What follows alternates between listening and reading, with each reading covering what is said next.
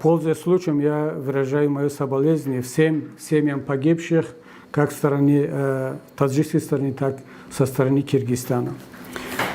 Я думаю, что тут нет ни малейшей вины ни таджикского, ни киргизского народа.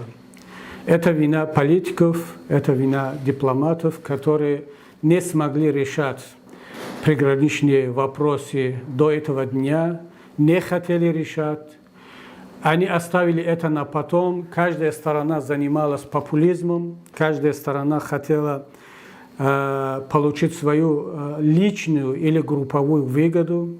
Я уверен, что если бы они захотели решать эти вопросы до этого конфликта, они бы этого сделали давно.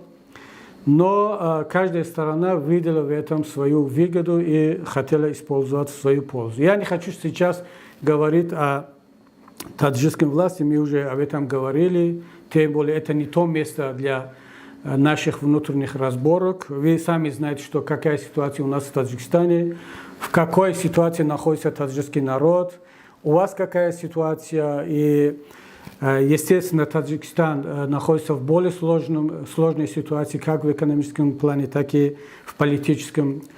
Но сейчас разговор не о этом. Сейчас мы должны думать, как способствовать тому, чтобы этот конфликт как можно скорее решался, причем решался мирным путем, через переговоры, через дипломатические каналы, а не на поле боя. И таджикский народ, киргизский народ испокон веков живут бок о бок и рядом друг с другом. У нас общая история, общая культура, общая религия. Таджикский народ никогда не забудет. Я лично, мои сторонники, все, кто пережил гражданскую войну, никогда не забудут те дни, когда межтаджикские переговоры проходили в Бишкеке, когда киргизский народ приютил у себя тысячи таджиков, самые сложные дни. Когда Аскар Акаев, тогдашний президент Киргизии, в те дни, когда в Бишкеке проходили межтаджикские переговоры, я был там, я присутствовал, я видел своими глазами, ушла из жизни его мать. Он сказал, что пока таджики не будут подписывать политический протокол, я не дам согласия на похороны моей матери.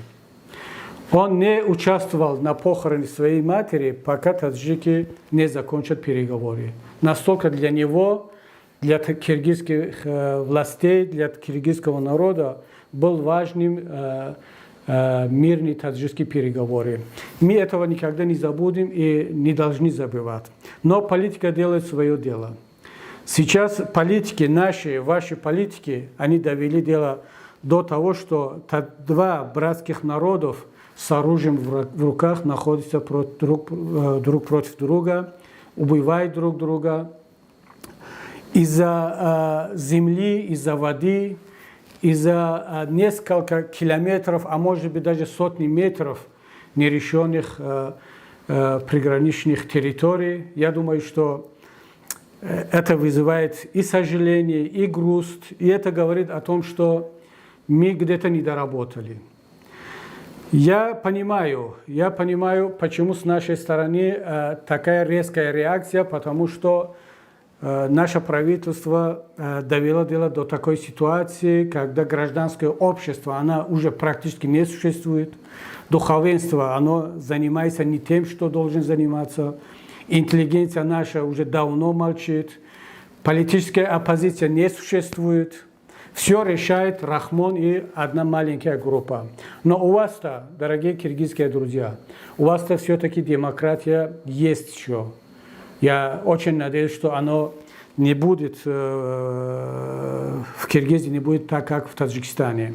У вас гражданское общество очень сильное, у вас духовенство независимое, у вас средства массовой информации независимые, и вещаете